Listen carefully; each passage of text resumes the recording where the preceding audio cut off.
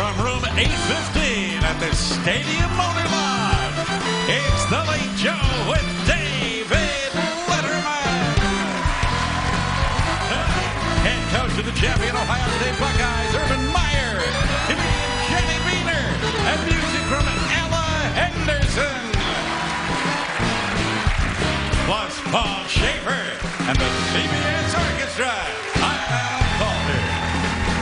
And now, the result of a fraternity stunt.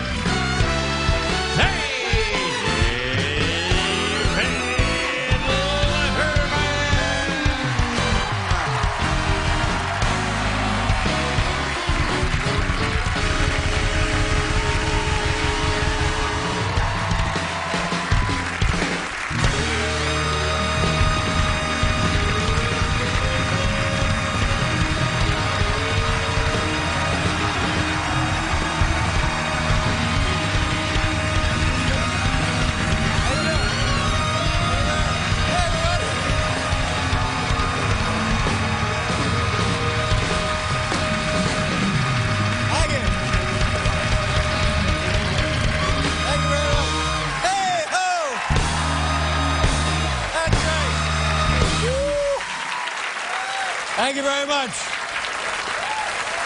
Thank you so much, ladies and gentlemen. Thank you very much.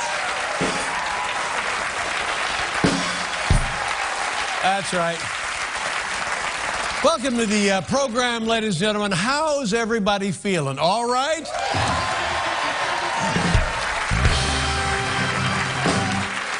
Thank you so much. You know, here's a story. Do you like pop culture? Listen to this. What a weird combination. Paul can help me out here because he knows everything about music. Justin Bieber. You all know Justin Bieber? Yes. He and Keith Richards, Justin Bieber, Keith Richards, are in a bar drinking together. Isn't that like a crazy combination? Justin Bieber said to Keith Richards, "Excuse me, were you in Pirates of the Caribbean?" I think he had a part. And Keith Richards said, "Well, aren't you Rachel Maddow?" Very strange.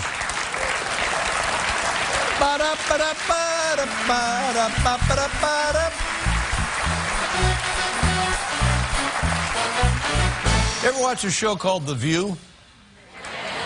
And a lot of people on The View, you know, Barbara Walters retired. What a tremendous, dynamic woman, Barbara Walters.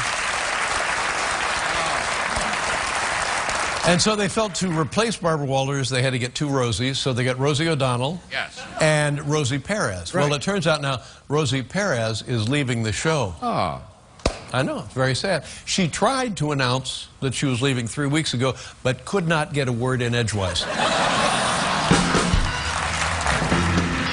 Aerial coverage of tonight's show provided by Packard Engineering, maker of amorphous metal slabs.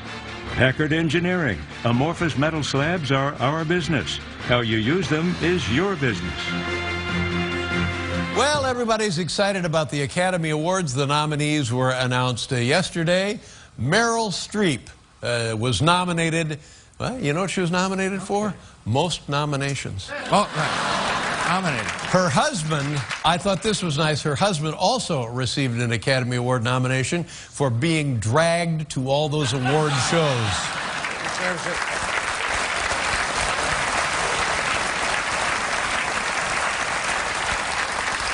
Usually the Academy Awards nominates 10 Best Picture motion pictures. This year, they only nominated 8. Oh. So now the producers of the show are scared silly. They're worried that it won't run 5 hours. They just, how are we going to make the show 5 hours?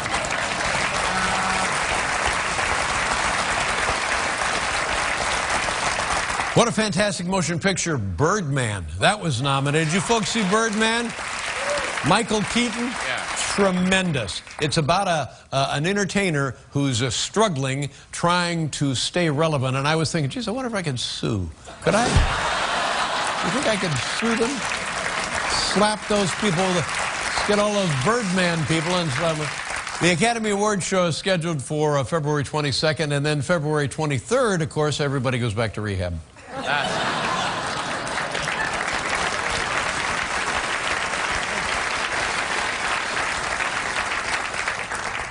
Obama, President Obama. I'm telling you, who wants to be president? Anybody? No. They got. Here's the deal. They got all these stooges now lining up wanting to run for president. Are you kidding me? Have you seen what's happened in the last 8 years? Really? You want a piece of that?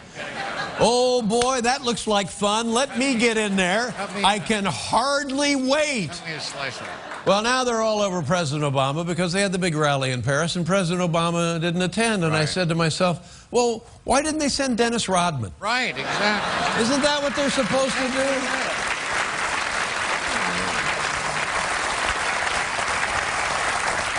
do? Here now is an example of why the rest of the world hates us. Last night, on another network, I don't even know what it was, like the CW or something. I thought that was one of those shortwave things.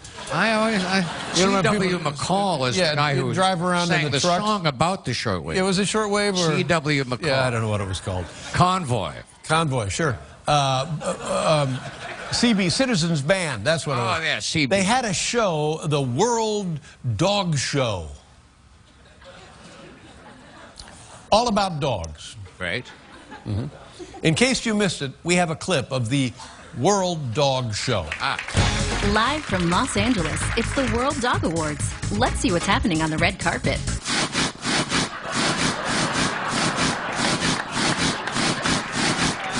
More of the World Dog Awards after these messages. They had to clean it up because the dogs would come out and make a mess. Hey, here's some good news for a change. Happy birthday to our old friend Betty White, ladies and gentlemen. Happy birthday to Betty White.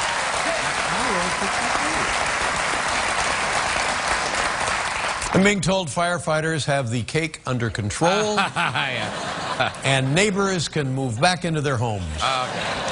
You know, she was at one time, and she's still a beautiful woman, but at one time, Betty White, very, very attractive, if you know what I mean, and was quite a popular pinup girl. No kidding. I mean, yes. If you've ever seen any Matthew Brady, Prince of the Civil War,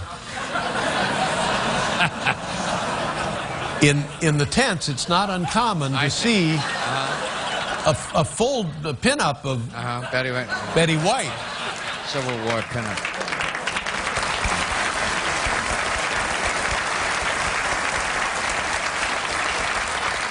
Remember last time Mitt Romney ran for president, a guy in Indiana put a big Mitt Romney tattoo on his face? Yes, I do remember. Well, the guy, tattoo Mitt Romney guy says he won't vote for Mitt Romney now, so well, good luck, Mitt. You don't even have the moron vote. It's too bad.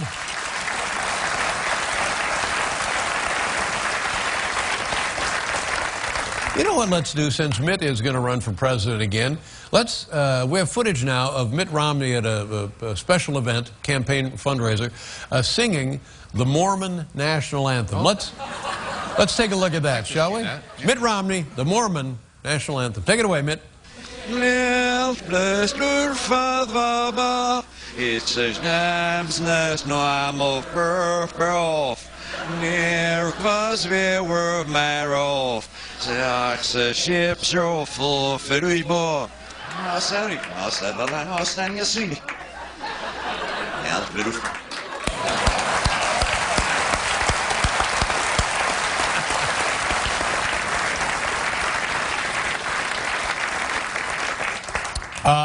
John Boehner's bartender, turns out, this is not a funny story. John Beehner goes to his country club and has drinks. And his bartender there decided he wanted to poison him because he said Boehner was mean to him. And I said, oh, that's not the John Boehner I know. I don't even know why that's in there, Todd. But the...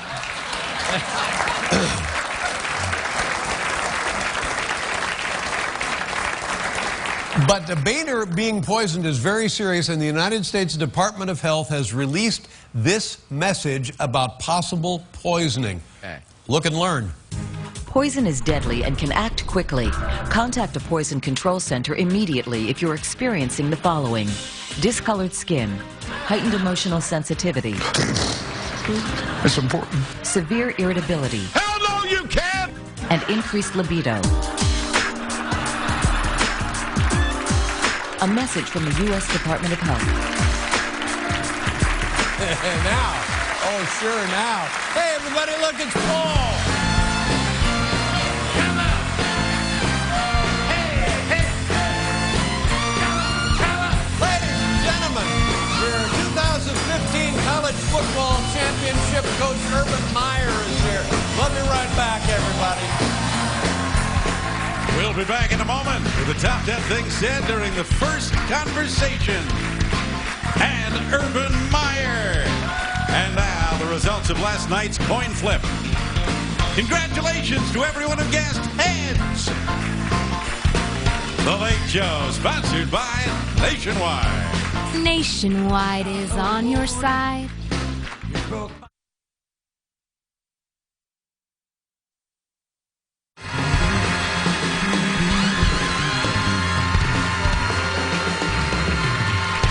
Here, ladies and gentlemen, tonight's top 10. Let's do it.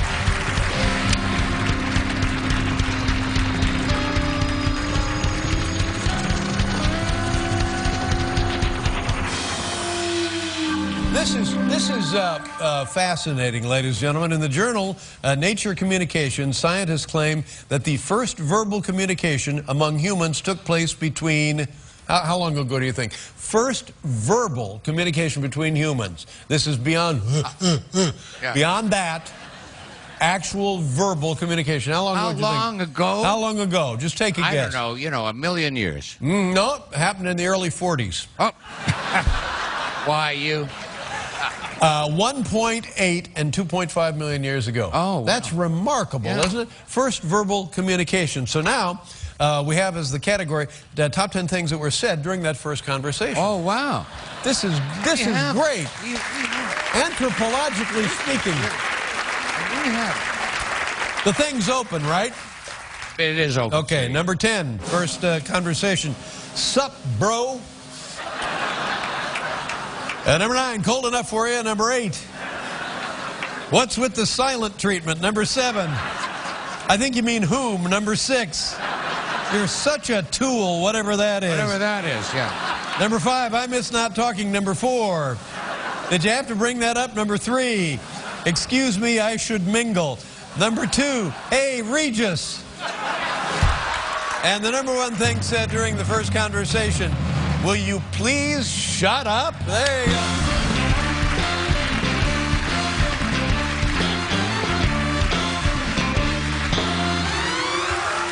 You know what was 11? What was 11 on that list? What? Hey, it looks like we got a local. Ah. Our first guest led the Buckeyes to victory Monday night, winning the inaugural College Football Playoff National Championship and his 3rd national title. Ladies and gentlemen, from your Ohio State University, here's Coach Urban Meyer. Coach, come on out.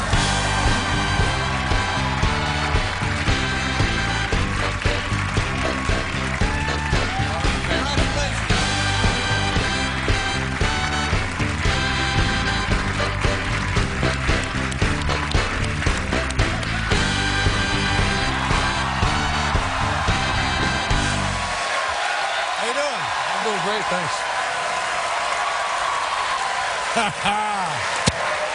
That's all you want right there. Thank you for being here, Coach. Honored to be here. What a game. What a run.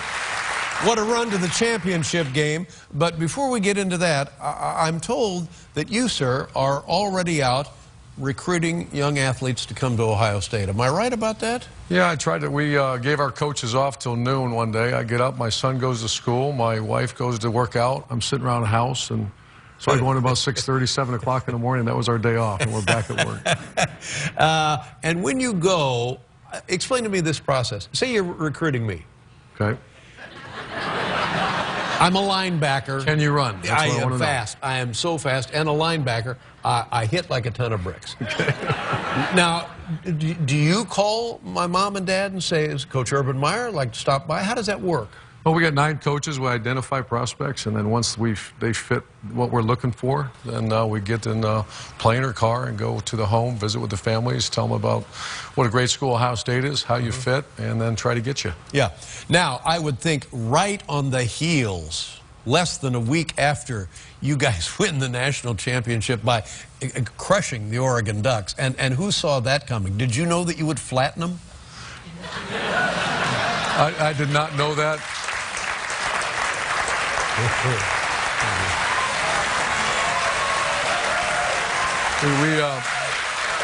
After the Wisconsin game, and then when we beat Alabama. What was the score of the Wisconsin game? 59-zip. 59-0. Now, was that for the Big Ten championship? That was a Big Ten championship. All right, now here, I go back to the time. This is how old I am. When I was a kid, there were only 10 colleges in the Big Ten. How many schools are in the Big Ten now? 10 or 14 around. 14, nobody knows, nobody cares. It just doesn't make any difference. Okay, so now I see Urban Meyer. Oh my God, look who's on the front porch. I'm signing as you walk in. Have you had success already recruiting? We've had success just in the last couple of days. Today was a really positive day, and signing date's February 3rd. But we're about done. It's so early now, Dave, that we're already looking at sophomores and juniors. Right, now you have, wow. Now you have 3 quarterbacks, and I understand your third-string quarterback that won the national championship for you has announced he's staying at Ohio State. Is that correct? Yeah, we found out this morning. I was actually in Cleveland, Ohio with him. Congratulations. And I think that's great for him and the school as well. But when you have 3 quarterbacks and the third string is the one who takes you to the national championship, what do you do next year? Well, we're digging into some pretty serious stuff here. Cardale was I've been saying it ever since, an incredible case study of spirit and the maturity level that he's come to. And, you know, to think that he could bring us to a national championship, if you told me that 2 years ago, I would have disagreed with you. Now, your starter, original starter, injured, out for the season. Braxton Miller was a Heisman candidate, hurt his shoulder. Yeah. And then J.T. Barrett took over, became a Heisman finalist, broke his ankle against the team up north. And then this big old Team guy. up north, when you say team up north? That's our rival. Can't say the word. Talking about Michigan? You can't say that word. You can't say Michigan. Here's what I would do. I would take the 2 guys aside and say, you thought about career as a mascot. Okay, let me write that down. Yeah, okay. We'll be right back with Urban Meyer, ladies and gentlemen.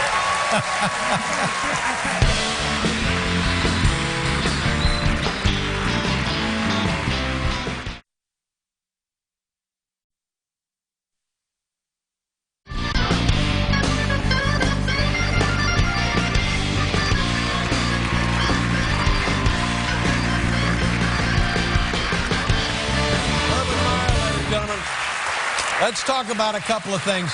I was so impressed. I saw an interview with you less than 2 days ago, and you were talking about, and I may not have the terminology correct, but I think it was a program called the Circle of Leadership or the Leadership Seminar or Leadership Motivational Classes. What am I talking about? The Brotherhood of Trust. Brotherhood of Trust.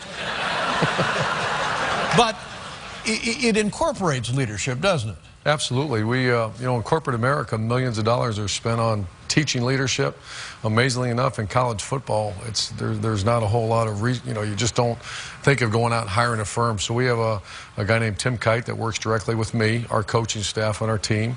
And I kind of stumbled upon it, and it's had a direct impact on our team. Yes. Now, when you say it's had a direct impact, what do you? Cause they're kids. We're talking about kids, for God's sakes, irrespective of the fact that the entire nation is looking at what they do, but they're still kids. How do you get in there and mold that and intervene that and lead that where it needs to go? Because it's not easy. It's virtually impossible. When you think you have really 105 different people from different cultures, different areas of the country, however they want to be led. And it's all about how you respond to events in your life, because events are going to happen. You're going to lose your first quarterback, your second quarterback, some other issues. We had a tragedy in our team this year, and it's not the events. You can't control that. How you respond to the event is what counts. Right. And there's impulsive behavior, which is not good. And for a group of kids and life generally, it's a moving target, isn't it? Oh, you can't have one meeting opening day and expect that to hold for the rest of the season. I think that's a common error, because you do have a speaker come in and then they leave. But ours was a 6 or 7 week workshop, and we're going to do it again this year. There was a tweet from Cardale Jones. Now when I saw this, I thought, give the kid a break. he might have been making a joke. Do you think he was making a joke? The old Cardell Jones, no. I think that was, I think it was immaturity, like a lot of us. Why should we have to go to class if we came here to play football? We ain't come to play school.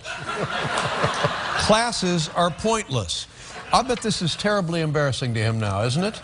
I think that's the old Cardell, and it was. I think he's matured, and that's history. Yeah. Did you talk to him after this was? Oh yeah. Yeah. So did our athletic director. So did a lot of people. That's not right for a school like Ohio State. I mean, coaching at this level, the responsibilities are nearly infinite, aren't they? Well, you're directly responsible for a pretty tough age group. Yeah. You said if you won the national championship, you get a tattoo. Do you have the tattoo? Not yet. You going to get it? Yeah. What's it going to be? Not. We haven't finalized it yet. Yeah. Probably the block O would be good.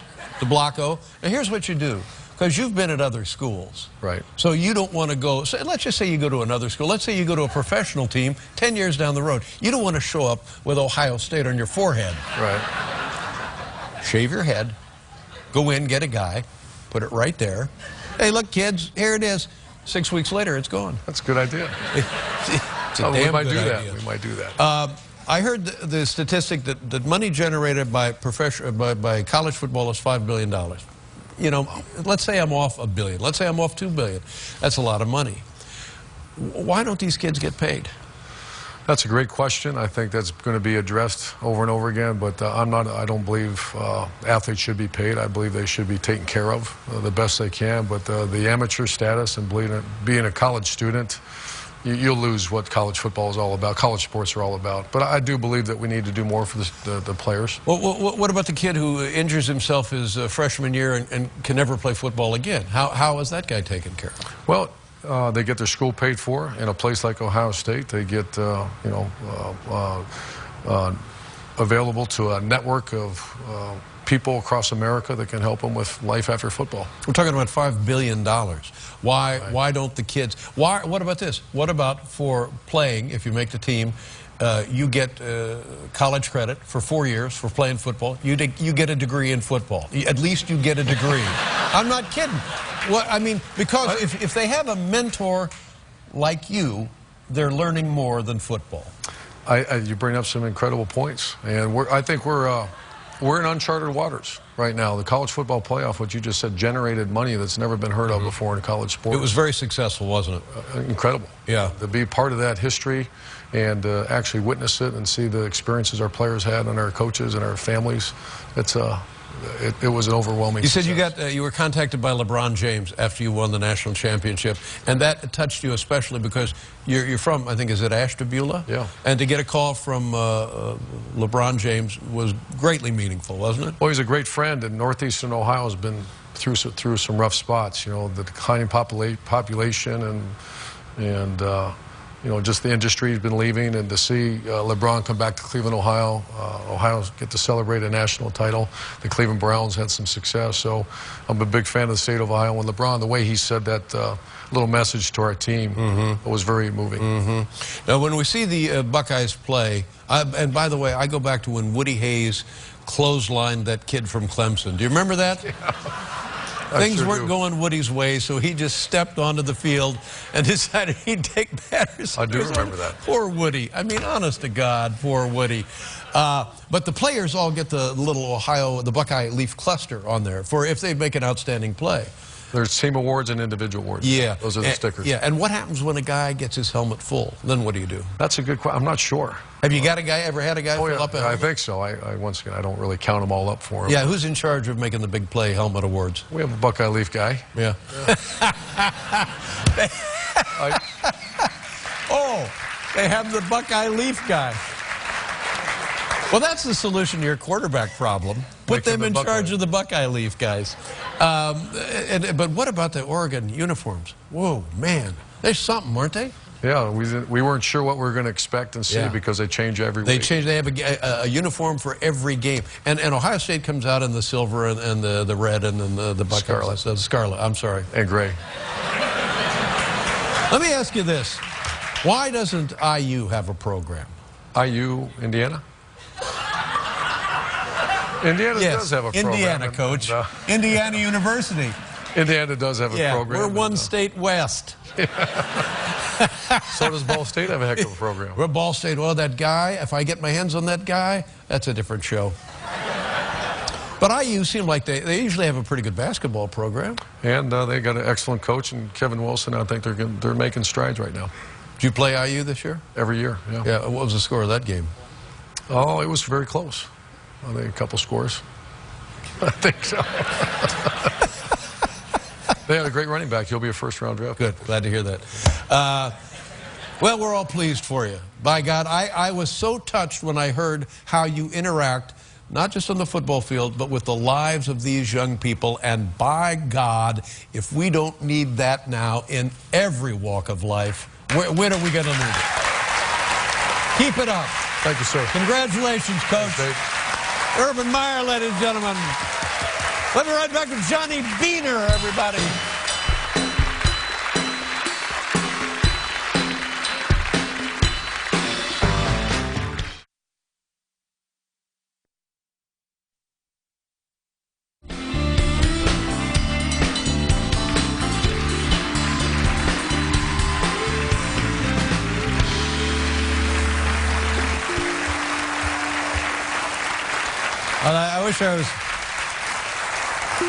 I wish I was Urban Meyer. You wish you were him. I wish I was. I wish I were him. Do you ever coach anything? No. But in a way, look, you coach that wonderful musical group behind you every night. That's nice of you to say. I suppose you could call it coaching.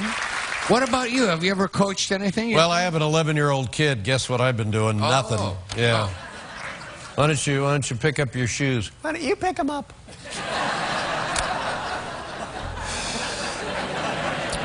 Oh, you know what it's time for now? What's wrong with me? It's time for Rupert G's comedy special of the day. Turn on the thing. Rupert's comedy special of the day.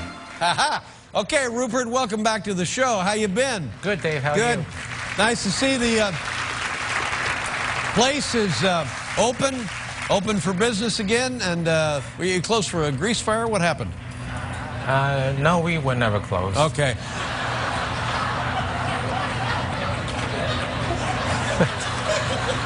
Okay, Rupert, it's time for Rupert G's comedy special thing. What do you got for us tonight? Well, Dave, everyone's excited about the two men who made the historic free climb of El Capitan's stone wall. Oh, that's right. Yes, that's amazing. A 3,000-foot Rupert, vertical wait a minute. Hold it. Is that your phone? It is. Well, take care of it. Answer it. Hello? They hung up. Yeah. Yeah, gee, I wonder why. Okay, so they went up El Capitan, sure. Well, this is one of the tallest vertical faces in the world. 3,000 feet straight up. After John Kerry's. Boing! Cuckoo! Crash! Doing! Woo! Auga! Yeehaw! Yeehaw! Bah! Boing! Cuckoo! Crash! Twang! Whoop! Auga! Hee-haw! Hee-haw! Bah! Boing! Whoop! Auga! Okay, that's twang! Crash! That's fine. We'll be right back. Thanks, Rupert. Boing! We'll be right back with Johnny Beehner, everybody. Hee-haw! Bah! Cuckoo! Crash! Twang!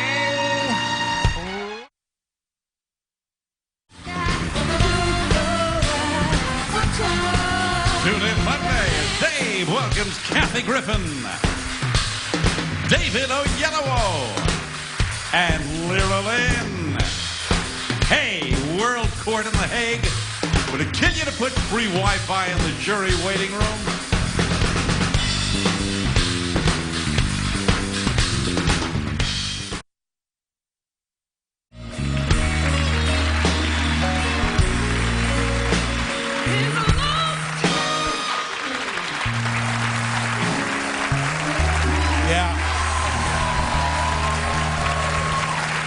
I still can't get over Urban Meyer. He's great. It makes me feel like, well, I've wasted my entire life. I know how you feel. Because I would like to be that guy. I know how. Well, I'm not going to be that guy. I would like to be that So guy. what can I do? I am going to be that guy. Oh, you are? Yeah, I can be that. When we retire, you're going into college football. Well, no, I didn't say I'm going to be Urban Meyer. You're going to be Urban Meyer. I'm going to be him, yeah. Have him. I hope this doesn't involve identity theft. Well, I was going to say, I'm going to replace him. Something is going to happen to him, and I will be college coach. Our next guest is a very talented comedian from Milwaukee, Wisconsin, and he's making his network television debut with us tonight. You can find his latest stand-up CD on iTunes. Ladies and gentlemen, here's Johnny Beehner.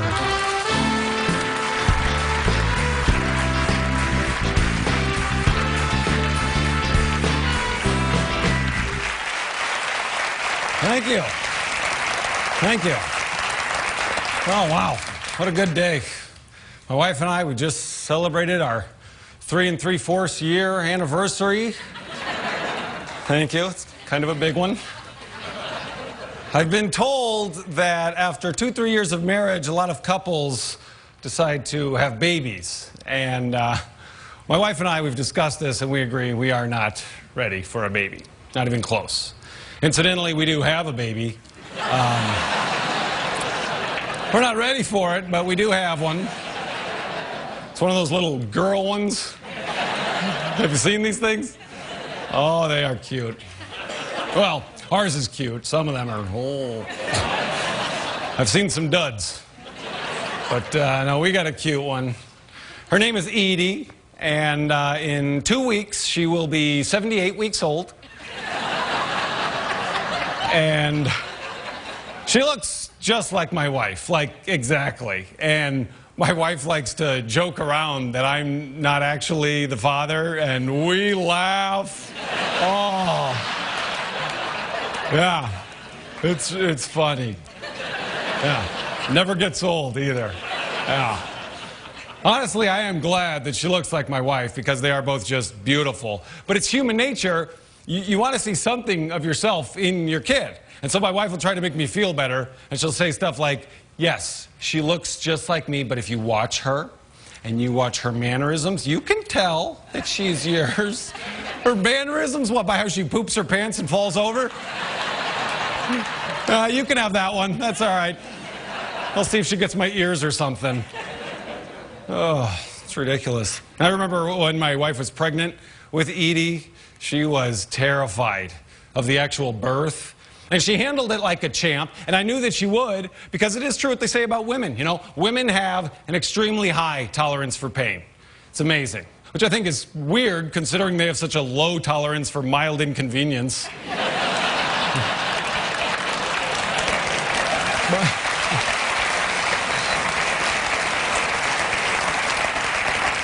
My wife, she can push a 9-pound baby through the inside of her body, but God forbid Hulu Plus has commercials. That's too much. Oh, this is kind of funny. My wife is pregnant again. We don't even know how the first one works. We're making another one. And we're not finding out the sex of the baby. We didn't find out the sex of Edie until she was like almost 1. So we're not finding out. But people always ask, well, what do you want? What do you hope it is? And I think that's a terrible question, so I never answer it. You know, I don't want to say, well, I hope it's a boy. And then when we have a girl, they can be like, oh, that's the guy that doesn't love his kid. Yeah, no, he told me. That's not what he wanted. And I know it sounds cliche, but it is true. I don't care. I don't care if it's a boy or girl. I just want it to be healthy and have a penis.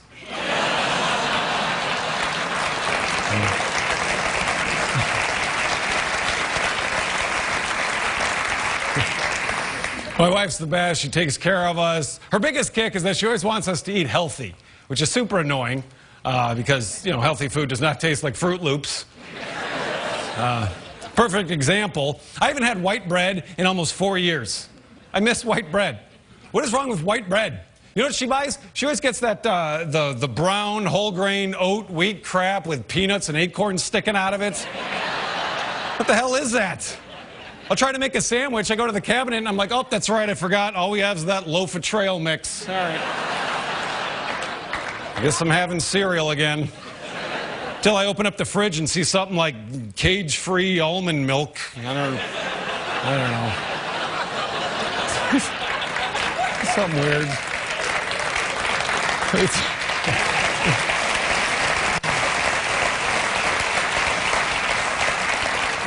It's very frustrating. You know, other married guys, they got to sneak out of their house to eat donuts. I got to sneak out of my house to drink 2%.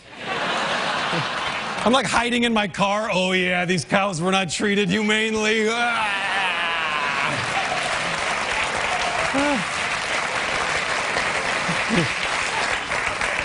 Someone once told me that the key to a happy marriage is sex. That's adorable. My wife and I, we actually tried phone sex once, and that did not work at all. We would end up with a whole lot of, hey, baby, I'm naked. Are you? Give me a call when you get this.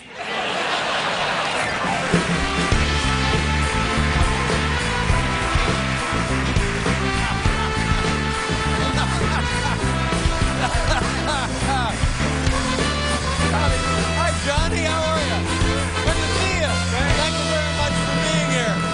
Look, everyone, it's Johnny Beehner. You can get his stand-up CD available now on iTunes. Nice going, Johnny. Good to have you. We'll be right back with Ella Henderson, everybody. Good luck during the day.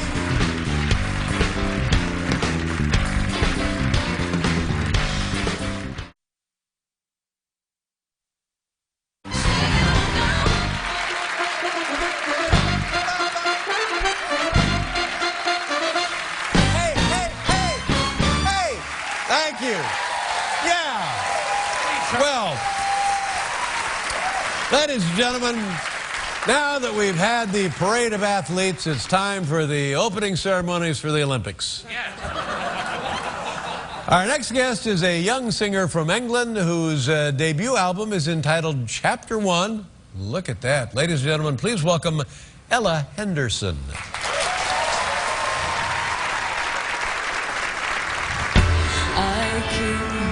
Going to the river to pray, 'cause I need something that can wash out the pain. And I'm sleeping all these demons away, but your ghost, the ghost of you, it keeps me awake.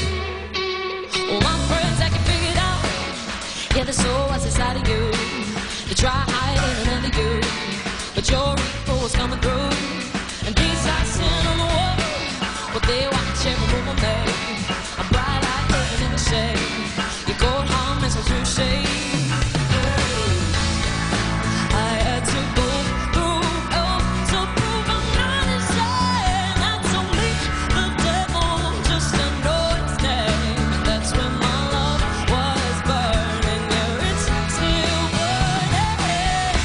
I keep going to the river to pray, 'cause I need something that can wash out the pain. And I'm slipping all these demons away, but your ghost, the ghost of you, gets me. I'll keep going to the river to pray, 'cause I need something that can wash out the pain. And I'm slipping all these demons away, but your ghost, the ghost of you, it gets me away. And each time that I think you go, I turn around and you're creeping in, and I let you in on my skin, 'cause I love living in sin.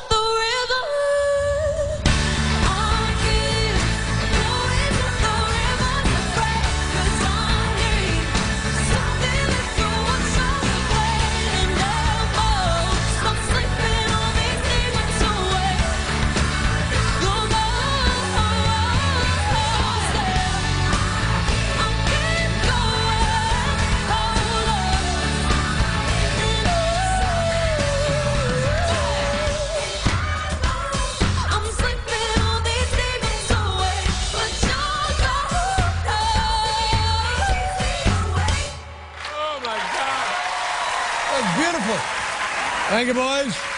Ella, pleasure to have you on the show. Oh, great. Ella Henderson, ladies and gentlemen. Don't look right at those lights. Don't look at them.